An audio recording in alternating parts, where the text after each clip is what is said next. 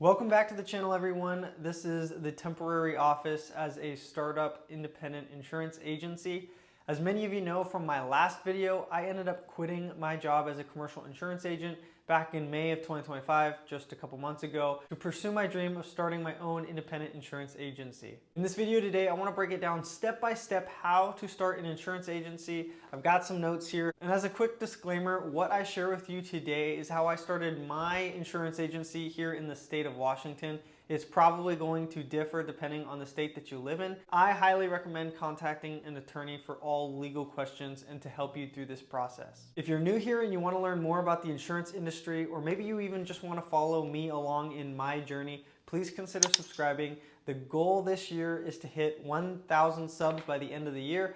I really appreciate your guys' support. Last video was my best video in terms of my insurance journey, and I'm excited to see what the future holds for us. So back at my last job, I was averaging between $10,000 and $20,000 a month.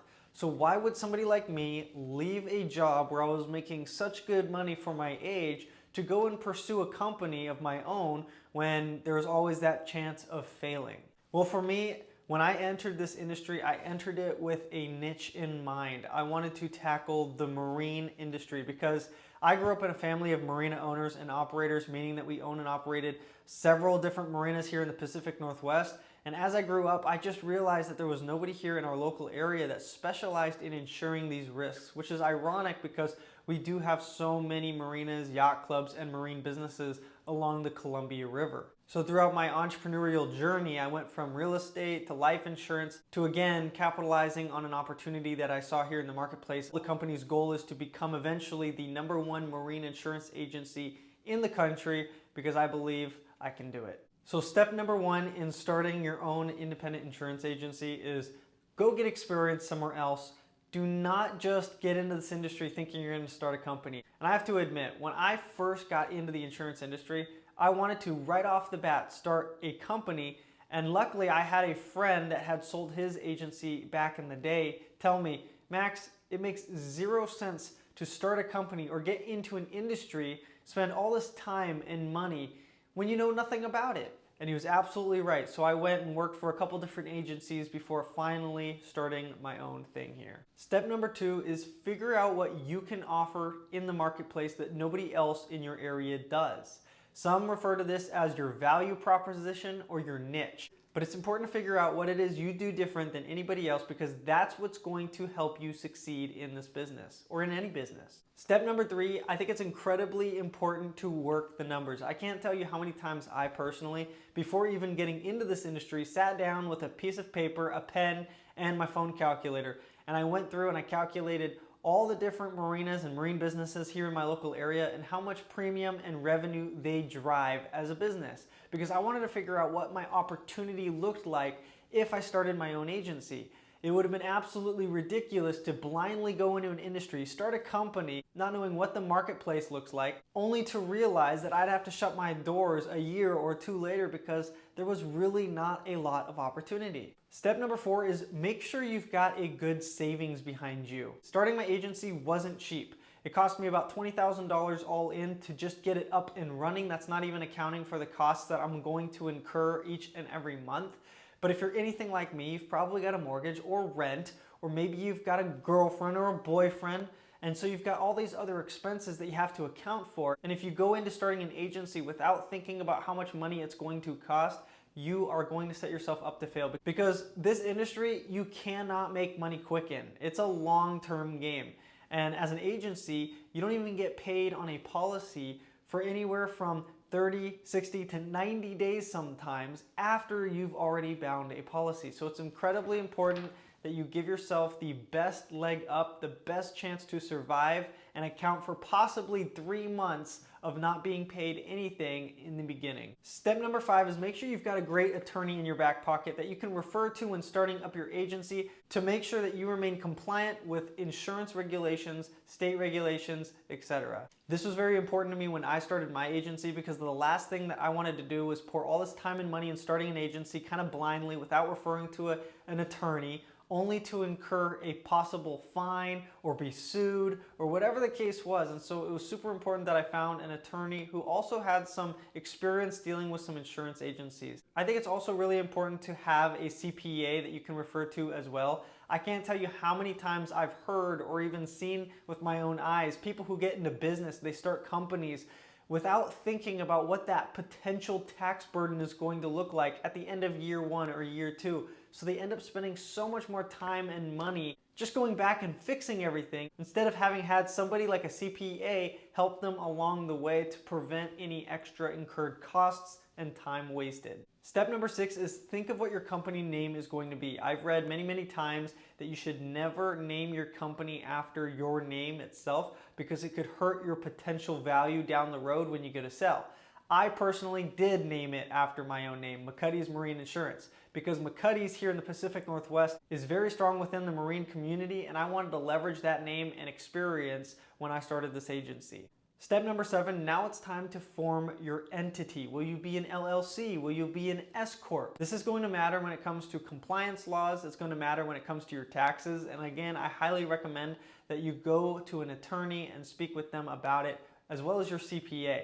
I filed as an LLC. Down the road, I'll probably elect, even though I will still be an LLC, I'll elect to be taxed as an S Corp. But again, refer to a CPA and an attorney to help you best navigate your current situation. Step 8 is now you'll file your entity with the Secretary of State and designate a registered agent. I highly recommend that you designate your attorney as your registered agent because what's going to happen is this registered agent is there to receive important legal documents that are a lot of times stipulated within those documents a certain amount of time that you must respond by. Now, just as a heads up, for each state that you get licensed in, you're going to have to register your entity with the Secretary of State, meaning you're also going to have to designate a new registered agent for each of the states. To be a registered agent, you're going to have an address, a physical address within that state. There are websites and resources that you can go to online where they actually handle and are your registered agent for states that you don't necessarily have a connection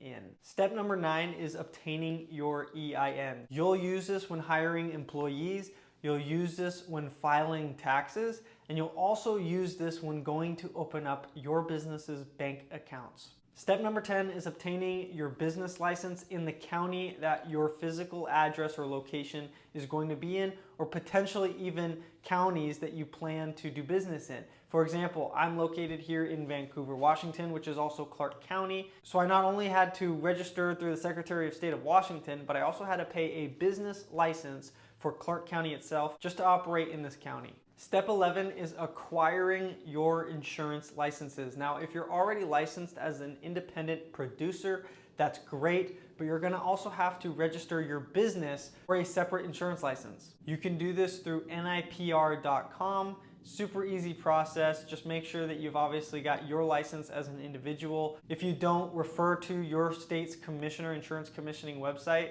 to find out more about how you can apply for an insurance license, not only as a producer, but also as an entity. Step number 12 is setting up your business's bank accounts. You'll want an operating account which will be used as your agency's primary account. This will be used obviously for expenses, payroll, insurance, taxes, anything like that. You'll also need a trust account. This trust account is used to hold client funds. It's extremely important that you do not mix those funds together. That's called commingling of funds, and it's extremely illegal. Refer to your attorney and figure out exactly what you need in terms of setting up those bank accounts. Now, step 13 is going to be really important, and that step is setting up your E&O or your errors and omission insurance.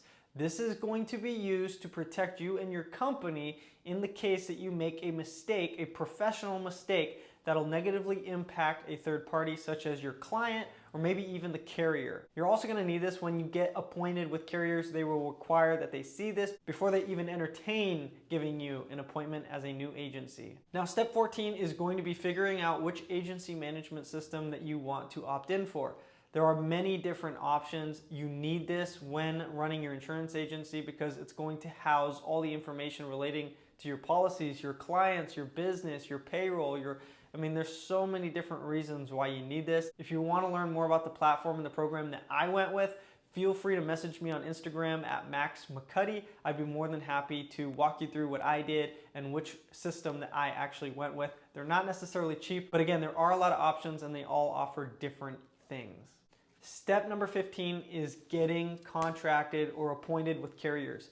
Again, this is going to relate to if you're starting an independent insurance agency, but I gotta tell you guys, right now is probably the worst time in trying to get those appointments with the carriers, because right now we've experienced the hardest insurance market in like the last 40 years. So they are just not super fond of handing out appointments, especially to new and upcoming agencies. However, there are different ways that you can go about this, such as going through what's called an MGA or a managing general agent.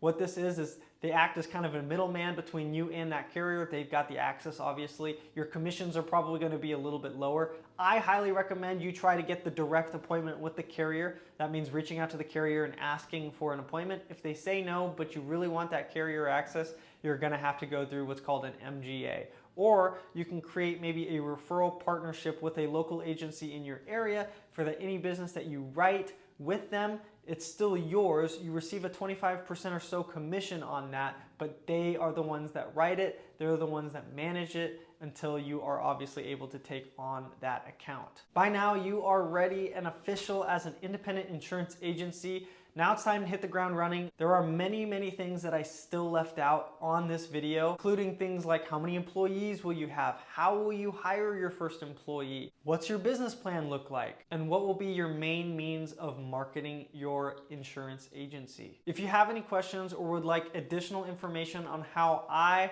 have started my insurance agency or how I'm building it, please feel free to reach out to me at McCuddy on my Instagram. Thank you guys so much for watching this video. If you'll leave a thumbs up and consider subscribing, again, whether or not you want to learn more about the insurance industry, you just want to watch me build up mine, I appreciate your guys' support. I wish you the best of luck in starting your own insurance agency.